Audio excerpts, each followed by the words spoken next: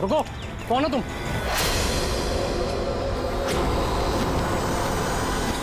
तुम नहीं, यहाँ तुम नहीं हो सकते। नहीं। ए रुक, अरे यहाँ आने की परमिशन नहीं है किसी को। वॉचमैन पकड़ो इसे। वो देखो भाग रहा है, पकड़ो उसे।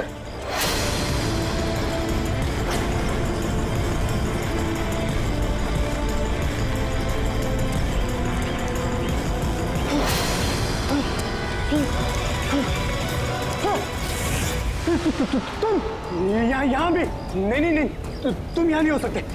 नहीं।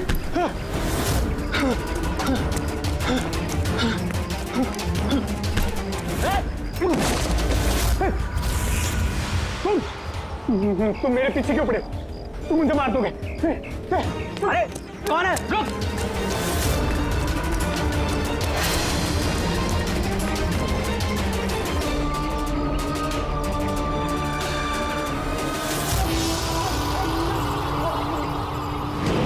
परेश, तुम कहाँ हो? मैं तुम्हारी मदद करने आया हूँ। देखो, डरो नहीं, सामने आओ। मैं तुम्हें उससे बचा लूंगा। कुछ नहीं कर पाएगा वो तुम्हारा। सामने आओ परेश।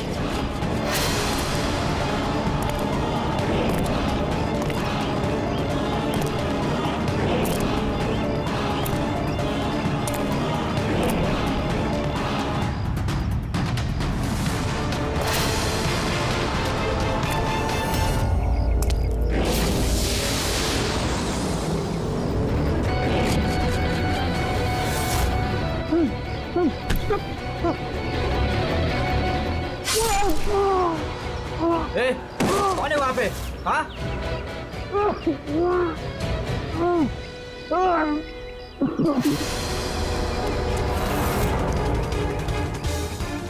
अरे क्या हुआ ये सब? अरे किसने किया? बोलो, बताओ। ठीक तो हो तुम? अरे बताओ किसने किया ये सब? सीनियर इंस्पेक्टर दया।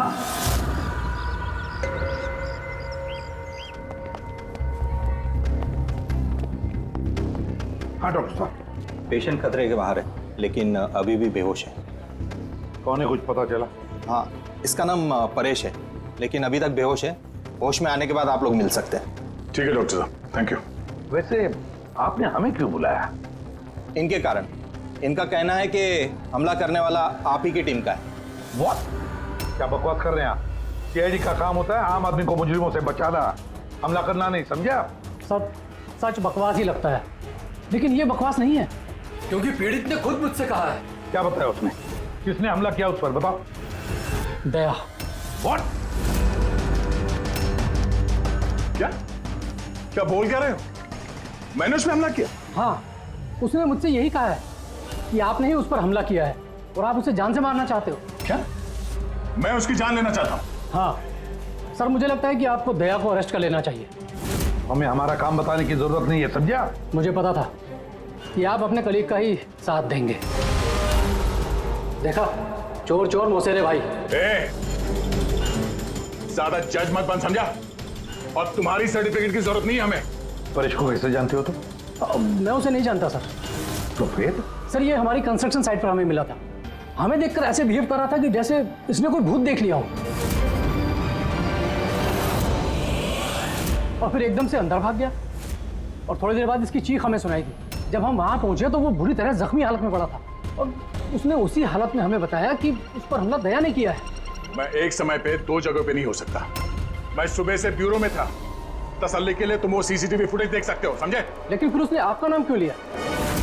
एक काम कीजिए, अब जाइए यहाँ से, जाइए। बहुत बोल दिया। Thank you very much doctor साहब।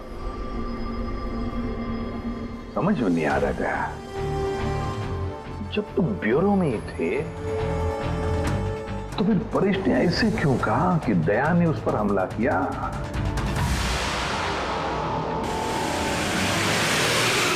एक बात बताइए, जब आप लोगों ने यहाँ पे परेश को जख्मी हालत में देखा था तो उसके साथ में कोई था या किसी को आते जाते देखा हो? नहीं साहब, वो अकेला ही था। लेकिन सर, उसने इंस्पेक्टर दया का पता है, उसने दया का नाम बोला। हम यहाँ वो जानने आए जो उसने नहीं बोला, समझे आप? और दया ऐसा नहीं कर सकता। सर आप इतने यकीन से कैसे कह सकते हैं कि दया सर ऐसा कुछ नहीं कर सकते हैं? जो आदमी अपनी जान दांव पे लगा के दूसरों की जान बचाता हो वो किसी का खून नहीं कर सकता। खुद से ज्यादा मुझे दया पे भरोसा है, समझे?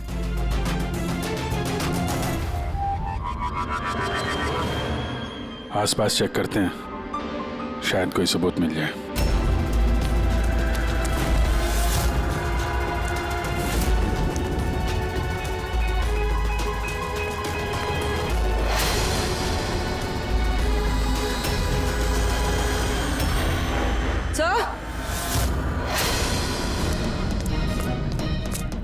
सर ये देखिए। ओह नो, है कौन ये? जिंदा है। हेलो एम्बुलेंस, ये मालवानी के पास अंडर कंस्ट्रक्शन बिल्डिंग है, वहां पे भेजो जल्दी। तुम लोग जानते हो इसे? ये तो सुबह सर है, ये 2-3 बार पहले फ्लैट देखने आ चुके हैं। लेकिन सर इसे हुआ क्या है? शायद ऊपर से गिरा है।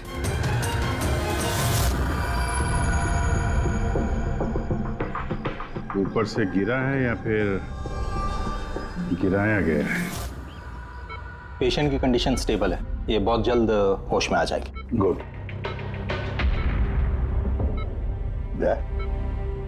क्या हो गया? इसे तुम ऐसे क्यों देख रहे हो? जानते हो इसे?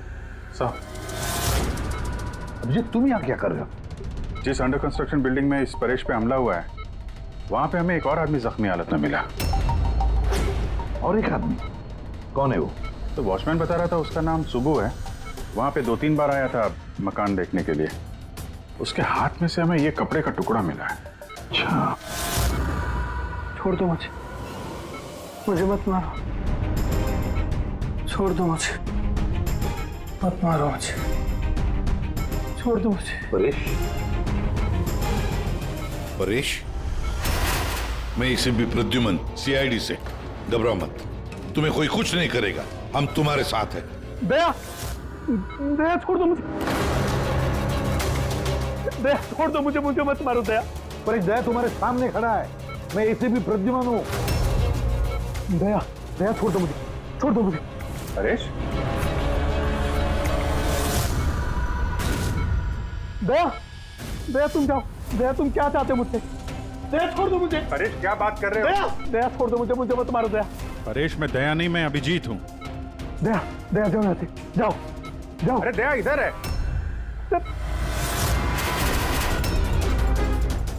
दया छोड़ दो मुझे, मुझे मत मार दो दया। परेश इधर देखो, हम पहले मिल चुके हैं, तुम जानते हो मुझे। दया छोड़ दो मुझे, मुझे मत मारो। सब दया हो, तुम सब दया हो, मुझे मत मारो। डॉक्टर, दया छोड़ दो मुझे, डॉक्टर, दया छोड़ दो मुझे। डॉक्टर साहब, परेश, देखिए ना क्या हो गया इसको? दया छोड़ दो मुझे, मुझे एक मिनट, सब दया कुछ नहीं होगा तुम्हें, एक मिनट। सब दया हो तुम, सब दया हो तुम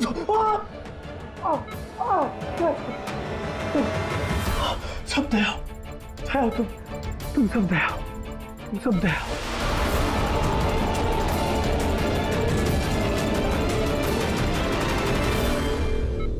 ये चक्कर है क्या?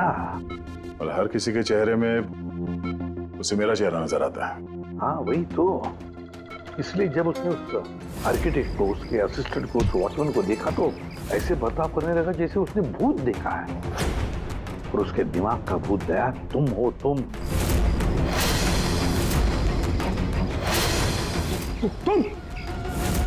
और इसीलिए उसे लगता है कि तुमने उस पर हमला किया है, क्योंकि हमलावर में भी वो तुम्हें ही देख रहा होगा। तो मेरी समझ में ये बात नहीं आ रही सर कि मेरा ही चेहरा क्यों? दया, तुम कह रहे थे ना इसे तुम पहले से जानते हो, कैसे? सर लगभग 15 साल पहले मैंने इसे गिरफ्तार किया था सर। हाँ, और 2 साल पहले ये जेल से छूट गया, और पिछले 2 साल में अलग अलग केस में मैंने इसे 2 बार अरेस्ट किया सर। अभिजीत, ये परेश पुराना मेहमान है दया का। पर परेश पे हमला किया किसने और क्यों?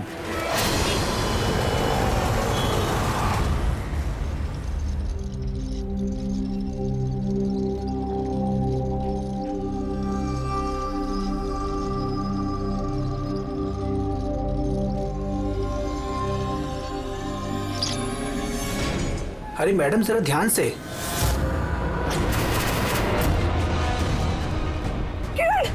कौन किरण? मैं कोई किरण नहीं हूँ। अरे क्या कर रही है मैडम, क्या कर रही हैं आप? आपको कुछ गलतफहमी हो रही है मैम।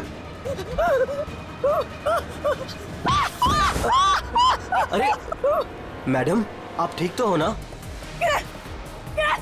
किरण? कौन किरण?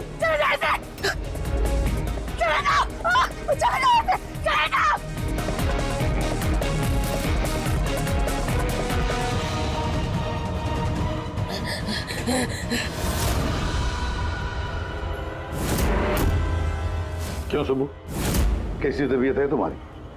सर पैर की हड्डी टूट गई है और बाकी इधर उधर थोड़ी सी चोटें लगी हैं। मुझे एक बात बताओ, क्या हुआ था उस दिन? हाँ? वो आदमी सीढ़ियों से भाग रहा था जब मैं उससे टकराया, और जब मैंने उसके हाथ में चाकू देखा तो मैंने शोर मचाया और उसे पकड़ने की कोशिश की, लेकिन तब उसने मुझे धक्का दे दिया और मैं नीचे गिर गया। उसके बाद सर कुछ याद नहीं। सुबह, तुम्हारे हाथ में से हमें वो जो एक कपड़े का टुकड़ा मिला था लाल कलर के चौकड़ी का, क्या वो उस आदमी की शर्ट का टुकड़ा था? जी सर, शर्ट पहना था उसने वो, और हाथापाई के दौरान शायद वो मेरे हाथ में आ गया था। अच्छा ये बताइए, उस आदमी का चेहरा देखा था? सब कुछ इतनी जल्दी में हुआ कि कुछ याद नहीं। ठीक है, अब तुम जाओ, अगर जरूरत पड़े तो हम तुमसे फिर मिलेंगे, ठीक है? Please, thank you sir. जाओ।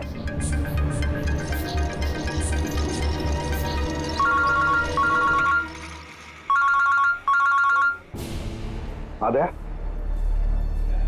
क्या? कहां पर? अच्छा ठीक है, मैं अभिजीत और पूर्वी को भेजता हूं उधर। हाँ हाँ, अभी अभी। यस। क्या हुआ सर? मैं बता रहा था कि किसी सुपरमार्केट में एक औरत आसपास के सभी लोगों पर हमला कर रही थी और हर एक को किरण किरण किरण नाम से पुकार रही थी। देखिए मैडम, हम लोग सीआईडी से हैं, आपकी मदद करने के लिए आए हैं, ठीक है? ये चाकू हमें दीजिए। तुम्हें किरण हो? देखिए मैडम, मैं किरण नहीं हूँ, मैं इंस्पेक्टर अभिजीत हूँ। मैं तुम्हें भी जान से मार दूंगी। मैं नहीं छोड़ूंगी। आप प्लीज नहीं छोड़ूंगी। चाकू रखिए। तुम भी किरण हो, मैं बोल। क्या हुआ? सॉरी। Oh no. अरे क्या हो गया? ये औरत गिर कैसे गई? क्या हुआ? हटिए, आजा। एक्सक्यूज मी, हटिए, पीछे हटिए। एक मिनट पीछे आइए। हुआ क्या है इसको? मैडम सुनिए। क्या हुआ इसे? मैडम, सर ये तो मर चुकी है। क्या? इसके शरीर में टेट्राकोटॉक्सिन या ब्यूरारे नाम का जहर इंजेक्ट किया गया था, जिसकी एक बूंद भी जानलेवा हो सकती है। मगर ये जहर तो हमारे देश में आसानी से नहीं मिलता ना? सिर्फ उसे ही मिलता है जो बड़ा रिसर्च कर रहा हो। तो भगदड़ में किसी ने वो पॉइजन इसे इंजेक्ट कर दिया। मगर एक काम करो, इस हादसे के वक्त का जो सीसीटीवी फुटेज है ना, वो अच्छी तरह से चेक करो। खूनी की तस्वीर उसी में मिलेगी। सर। और सर, इस परेश का क्या? इसे हर जगह मैं ही क्यों दिखता हूँ? सालू के साहब, मुझे तो ये केमिकल की बहुत बड़ी गड़बड़ लग रही है। ठीक कह रहे फ्रेडी बॉस, ये वाकई किसी खास केमिकल की वजह से, क्योंकि मुझे इसके और परेश के दिमाग में एक अलग किस्म का केमिकल मिला है। तुम्हारे कहने का मतलब है कि इसी केमिकल की वजह से इन दोनों का बर्ताव एक जैसा है और एक ही चेहरा इन दोनों को दिखता है। हाँ बॉस, और मैं इस केमिकल को और डिटेल में समझने की कोशिश कर रहा हूँ। मतलब जब तक इस परेश के दिमाग पर इस केमिकल का असर रहेगा, हमें कोई जवाब नहीं मिलेंगे। और अभिजीत, ये कपड़े का टुकड़ा जो आपने हमें दिया था, इसमें से भी हमें कुछ मिला है। कमाल है तारिका जी, आज तो फोरेंसिक में एक के बाद एक सबूतों का खजाना हाथ लग गया है। क्या मिला क्या आपको? ये कॉटन का कपड़ा है और इसके रेशों में आटे के कुछ ट्रेसेस मिले। आटा? सिर्फ आटा? सिर्फ आटा। हाँ वाकई खजाना तो हाथ लगा है। आटा। सर। हाँ सर, ये फोटोग्राफ है सर। ये जितने भी लोग हैं इनमें से किसी ने उन्हें पॉइजन का इंजेक्शन दिया सर। अब और एक काम करो, ये जितने सारे लोग हैं ना, इन सब की मूवमेंट ट्रैक करो शॉपिंग मॉल में। खून होने से पहले ये लोग कहाँ थे, कहाँ से आए, क्या क्या कर रहे थे, और खून होने के बाद में देखो ये लोग कहाँ गए। ओके?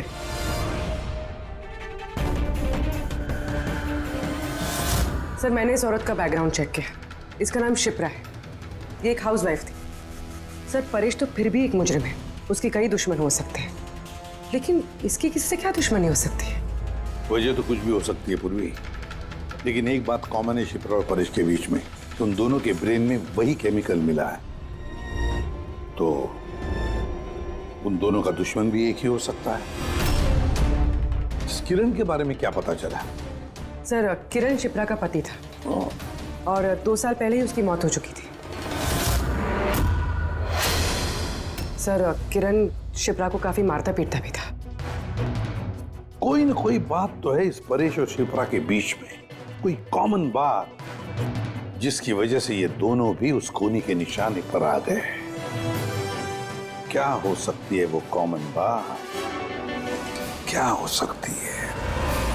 सर, मैं परेश के पड़ोस में पिछले 5 साल से रहता हूँ, पर अजीब बात है सर, ना मैंने उसे कभी देखा, ना कभी मुलाकात हुई। और कोई नहीं है परिवार में उसके? सर, उसके पिताजी थे, जिनकी मौत तब हो गई थी जब वो जेल में था, और कोई नहीं है। सर, शिप्रा का हस्बैंड बहुत स्ट्रिक्ट था। वो उससे मिलना तो दूर, किसी से बात तक करने अलाउ नहीं करता था। इनफैक्ट वो तो उसको मारता पीटता भी था। सर, उसके हस्बैंड के डेथ के बाद ना मैंने बहुत कोशिश की कि मैं उससे बात करूं, उससे पूछूं, लेकिन उसने इंटरेस्ट नहीं रखा। अच्छा, उसका कोई करीबी दोस्त, कोई रिश्तेदार नहीं था क्या?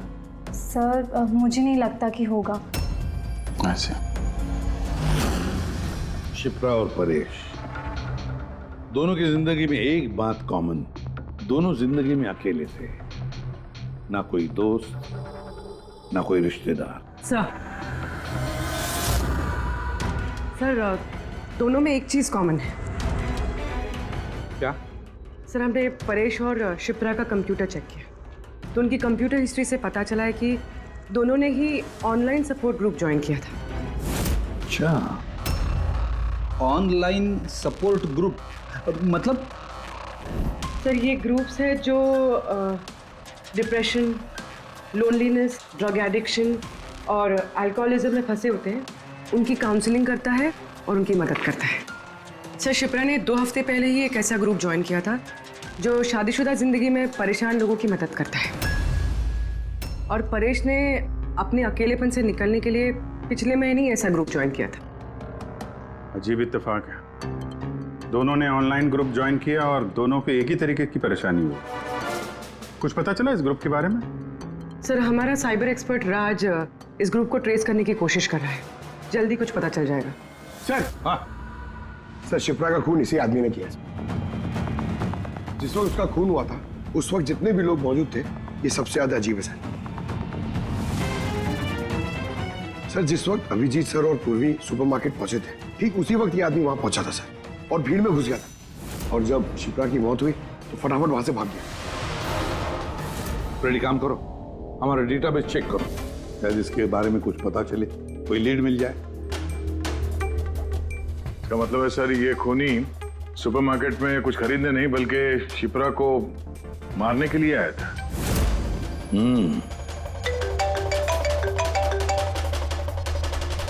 हाँ राज,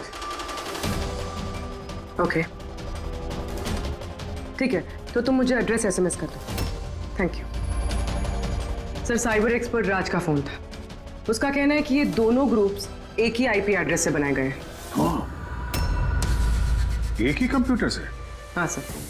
IP का एड्रेस मिला है? हाँ सर, अंधेरी में एक प्रिंटिंग शॉप है, ये दोनों ग्रुप्स वहीं से बनाए गए हैं। बस, तो फिर अभिजीत, तुम और पूर्वी जाओ वहां पर और देखो कौन है इस सबके पीछे और उसका क्या कनेक्शन है। सर, क्या सोच रहे होते हैं? सर, नहीं, पंकज ने अभी बताया कि वो खूनी शिप्रा को मारने के इरादे से ही आया था। तो फिर सर, उसे पता कैसे चला कि शिप्रा वहाँ सुपरमार्केट में है और वो लोगों पे हमला कर रही है? वो शिप्रा को फॉलो कर रहा होगा सर। अगर फॉलो कर रहा था तो अभिजीत और पूर्वी के वहां सुपरमार्केट में पहुंचने से पहले वो मार के निकल जाता, बाद में नहीं मारता उसे। अभिजीत को सुपरमार्केट पहुंचने में 20 मिनट लगे और खूनी को भी वहां पहुंचने में 20 मिनट लगे, तो इसका मतलब है दोनों को भी खबर एक ही वक्त पहुंची थी। तो कहीं ऐसा तो नहीं कि इंफॉर्मेशन खूनी को हमसे ही गई हो? हमारे यहां से इंफॉर्मेशन? हाँ, हो सकता है। क्या कहीं ऐसा तो नहीं कि जब हम परेश को देखने गए थे हॉस्पिटल में, उस वक्त खूनी वहां पर मौजूद था और उसने मेरी बातें सुन ली हो? अरे खूनी हॉस्पिटल में कर क्या रहा था? क्या परेश खूनी के हाथों पहले तो बच गया था। हो सकता है खूनी अपना अधूरा काम पूरा करने हॉस्पिटल आया था, परेश को खत्म करना चाहता था इसलिए।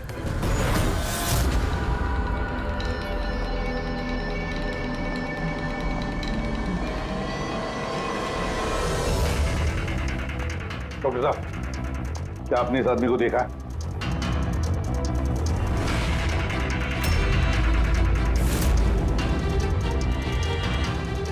भाई साहब, ये आदमी को देखिए जरा, इस हॉस्पिटल में इसको देखा है कहीं? हाँ हाँ, इसको तो मैंने देखा है। कहाँ देखा है? वहाँ वेटिंग रूम में।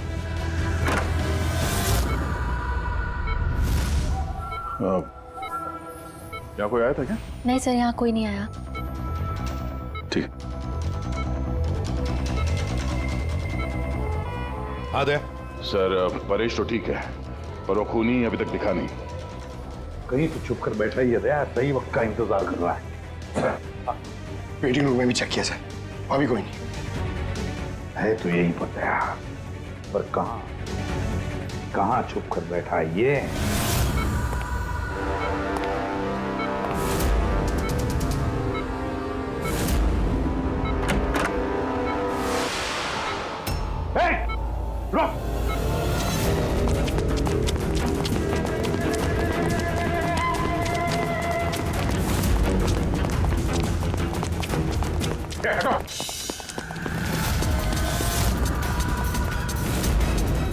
कहाँ भागोगे? रुक!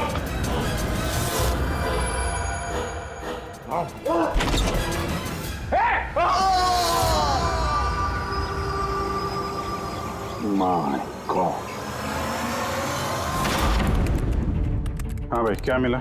सर, ये दोनों साइड डिलीट किए जा चुके हैं, अब वो ऑपरेशनल नहीं है। मतलब अपराधी ने सबूत मिटा दिया? जी सर, पर सर कुछ इंटरेस्टिंग चीजें मेरे हाथ लगी है। क्या?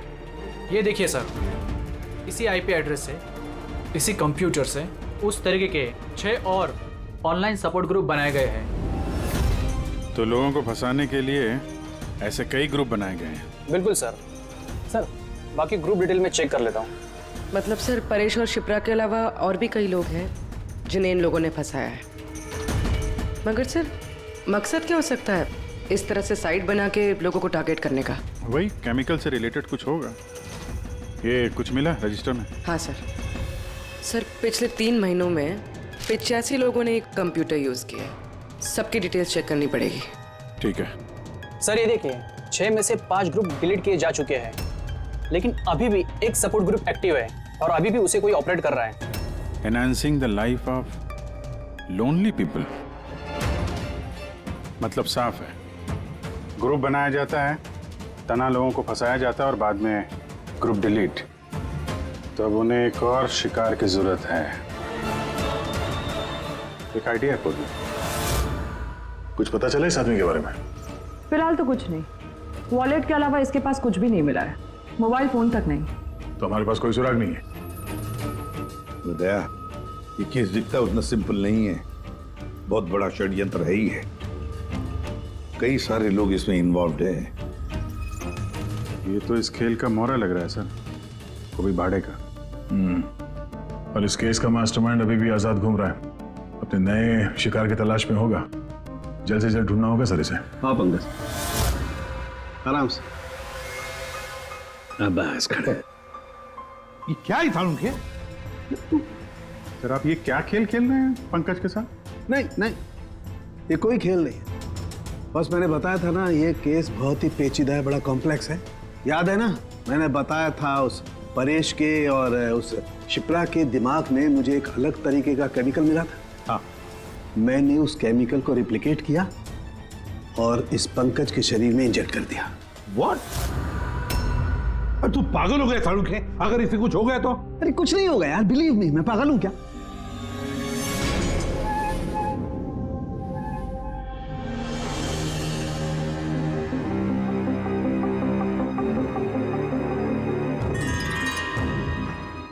पंकज, अब आंखें खोलो, देखो तुम्हारे सामने कौन खड़ा है। तो फ्रेडी सर है। ग्रेट, ये फ्रेडी सर है ना? अब इस तरफ देखो पंकज, यहां कौन खड़ा है?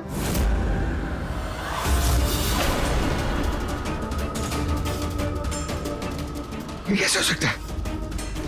ये इधर फ्रेडी सर, यहाँ फ्रेडी सर।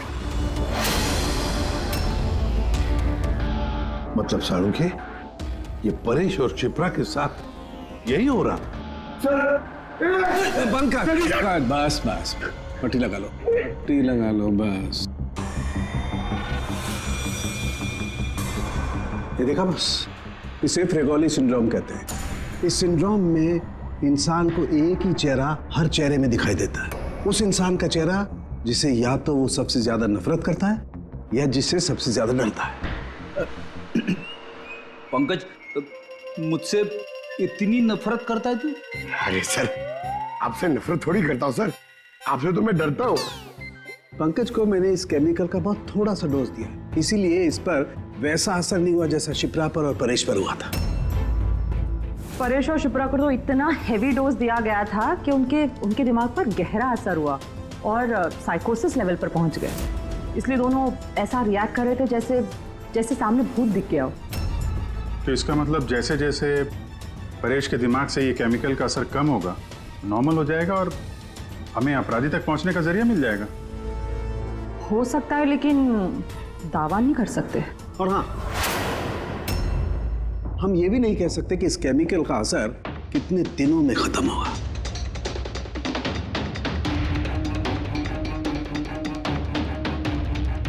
अगर हम परेश के ठीक होने का इंतजार करेंगे तो बहुत देर हो जाएगी। हमें कोई और तरीका ढूंढना होगा, कोई और तरीका। हाँ पूर्वी।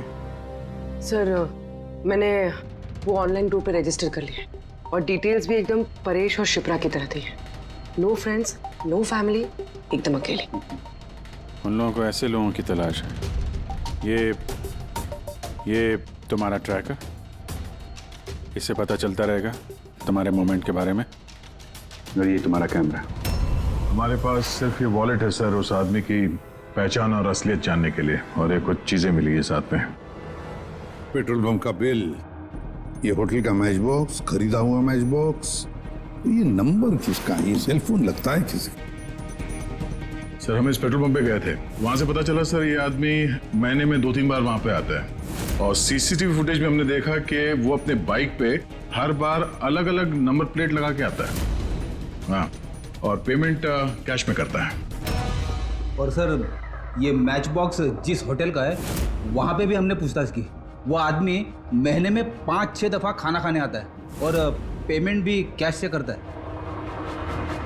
सर ये नंबर के बारे में आप पूछ रहे थे सर, ये बार में एक लड़की है जो काम करती है उसका है। वो कह रही थी कि उस आदमी का नाम अशोक है और 1-2 बार उनसे बात हुई है, फिर वो गायब हो गया सर। मतलब हमारे पास इस अशोक के बारे में सिर्फ इतनी इंफॉर्मेशन है।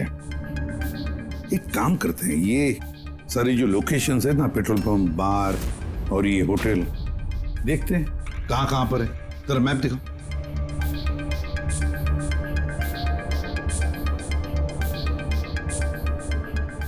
ये वो जगह है जहाँ पे वो पेट्रोल पंप है। सर यहाँ पे बाहर है सर। और सर ये होटल है। बार, ये होटल, पेट्रोल पंप। दया सर, ऐसे नहीं लगता तुम्हें? देखो ना, ये सारे के सारे लोकेशंस 1 किलोमीटर के दायरे में है यहाँ से। हो सकता है सर उसका घर या ऑफिस इस जगह के आसपास ही कहीं। Are you ready? I'm ready. चल चलो। हाँ। सर मैं रेडी। अरे वाह, बहुत अच्छा गेटअप है। इसके घर का क्या किया? सर पूर्वी के लिए भाड़े पे 1 हफ्ते के लिए घर लिया। आई मीन अल्पा के लिए। अल्पा, ठीक है, गुड। लेकिन पूर्वी, चौकन्ना रहना। उनका पहला कदम क्या होगा हमें पता नहीं है। Yes. Good luck. Thank you sir. अब एक काम करते हैं, इस 1 किलोमीटर के दायरे में इस अशोक का फोटोग्राफ दिखाते हैं, सबको दिखाते हैं। शायद कोई निकले जो इसको जानता हो।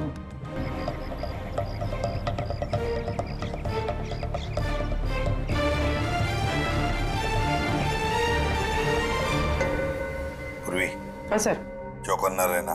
सर यहाँ पे तो सब ठीक है।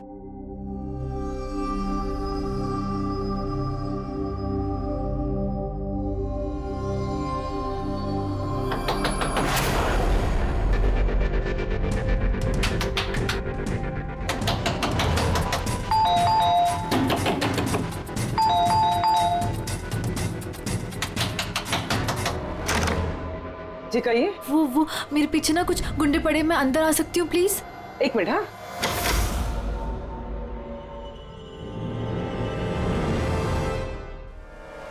हाँ हाँ जल्दी आओ। क्या क्या क्या हुआ क्या तुम्हें? अरे ये तो आदिति है, शिप्रा की पड़ोसन। वो एक्चुअली मेरे पीछे कुछ गुंडे पड़ गए थे, मुझे समझ नहीं आ रहा था, इसलिए मैं आपके घर आ गई। कोई बात नहीं। Thank you miss. अल्पा। और तुम? अदिति। बैठो। अब प्लीज मुझे 1 गिलास पानी देंगे प्लीज? अभी लाती हूँ।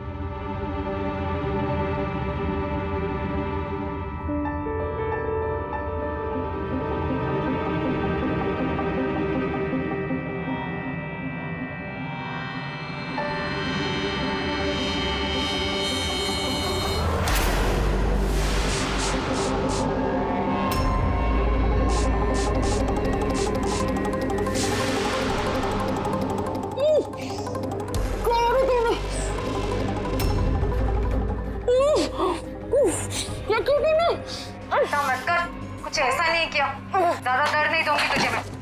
पूर्वी,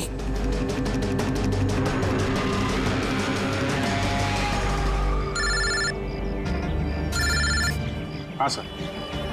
क्या शिप्रा की पड़ोसन अदिति? सर मैं फौरन वहां पहुंचता हूं। नहीं सर, अब अशोक का भी पता नहीं चला। ये सर। सब कुछ प्लान के मुताबिक तो चल रहा है। अब देखते हैं आदिति पूर्वी को कहां लेकर जा रही है। अरे ये क्या, ट्रैकर एक ही जगह पे मूवी नहीं हो रहा? कहीं ऐसा तो नहीं उन लोगों को ट्रैकर के बारे में पता चला हो, निकाल कर फेंक दिया हो? माय गॉड, अब तक पहुंचेंगे कैसे इन सब तक?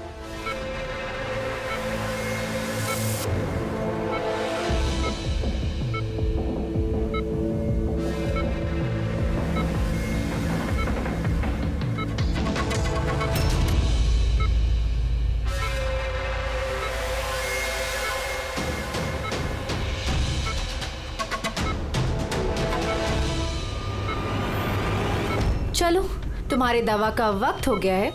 अब अच्छे बच्चे की तरह दवा लो, और तुम बिल्कुल भी टेंशन मत लेना, तुम्हें ज्यादा दर्द नहीं दूंगी। कौन हो तुम? छोड़ो मुझे, छोड़ो मुझे। चिंता मत करो, मैं तुम्हें दर्द नहीं दूंगी। छोड़ो मुझे।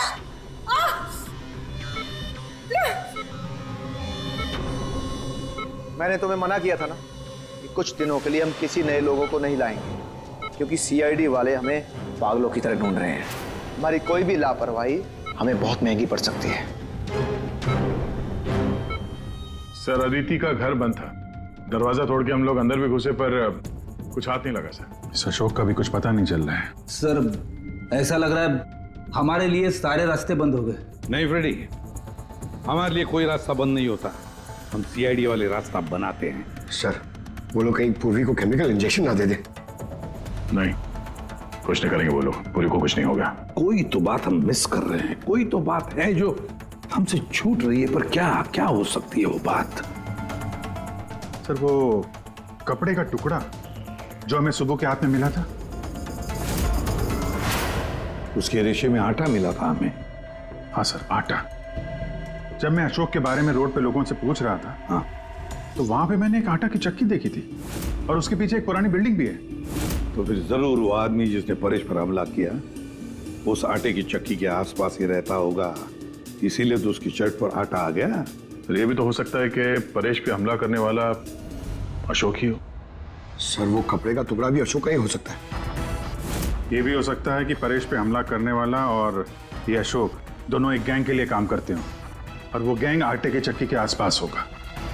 सबके सब आटे के चक्की के आसपास ही हो गया अभिजीत, और पूर्वी को भी उस चक्की के आसपास ही रखा होगा।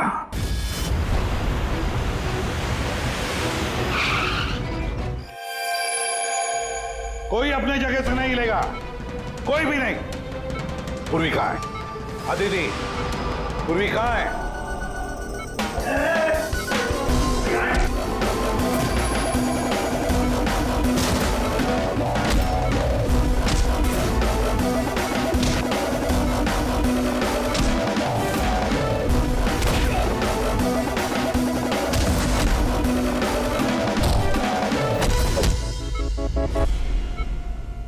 सब नर्सेज और डॉक्टर इस तरफ आ जाओ। चले। चलो तुम भी जल्दी। डॉक्टर अदिति, पूर्वी कहाँ है? पूर्वी कहाँ है?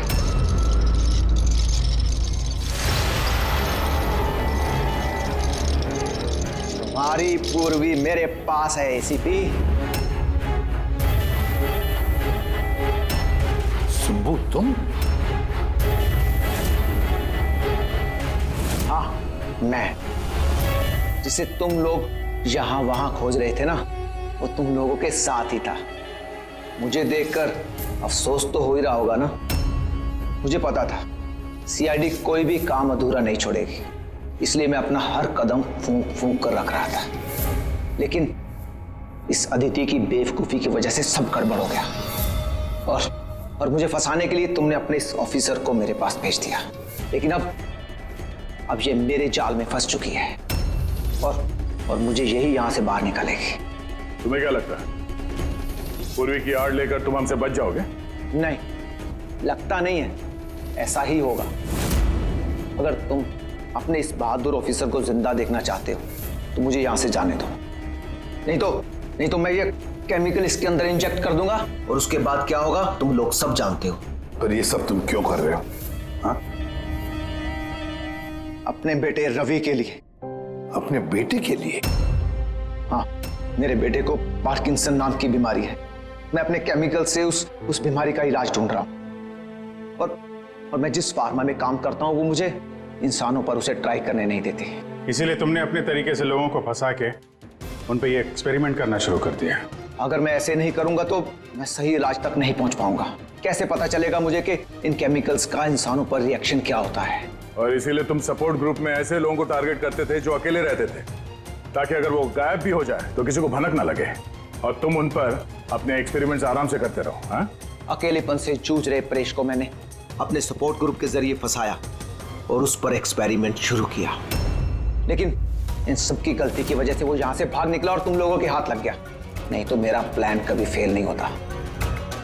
तभी तुम उसकी जान के पीछे पड़े हुए थे। मैं तो उसे उस अंडर कंस्ट्रक्शन बिल्डिंग में ही मार डालता, लेकिन वो आर्किटेक्ट बीच में आ गया। वहां तुम भी तो जख्मी हालत में मिले थे, ये क्या चक्कर है? परेश को जैसे ही मैंने चाकू मारा मुझे लोगों की आवाज आई और मैं वहां से भागना चाहा और हड़बड़ी में तुम्हारा पैर फिसल गया और तुम सीधे नीचे गिर गए। मैं तो वहां से भी भाग जाता, लेकिन मेरे टूटे हुए पैर की वजह से मैं भाग नहीं पाया। और इसीलिए तुमने विक्टिम होने का ढोंग किया ताकि तुम सेफ भी रहो और किसी को तुम पे शक भी ना हो। और तभी तुम लोगों की नजर मुझ पर पड़ी। और शिप्रा का क्या? उसे तो तुमने किडनैप नहीं किया था, वो तो सुपरमार्केट में घूम रही थी। सपोर्ट ग्रुप में से अदिति ने शिप्रा को चुना और हमने डिसाइड किया कि हम उसे किडनैप नहीं करेंगे और चुपचाप ये ड्रग देते रहेंगे। खिलाड़ी तो तुम शातिर हो और थोड़े कच्चे हो, नहीं तो हमारे लिए सबूत नहीं छोड़ते तुम। याद है ना तुम्हारा वो शर्ट, उसका एक टुकड़ा, कपड़े का टुकड़ा, उस पर जो आटा लगा था ना, बस उसी के जरिए हम तुम तक पहुंच गए।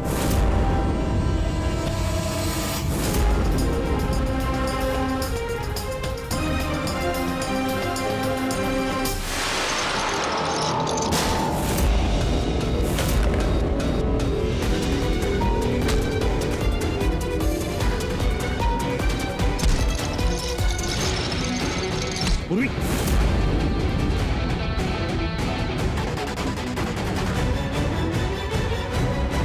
पूर्वी देखो, हाँ क्या किया तुमने सुब्बू? कभी सोचा है? हाँ? अपने बेटे को बचाने के लिए तुमने न जाने कितने लोगों की जान दांव पर लगा दी, पर यह नहीं सोचा ना कि सही क्या है गलत क्या है।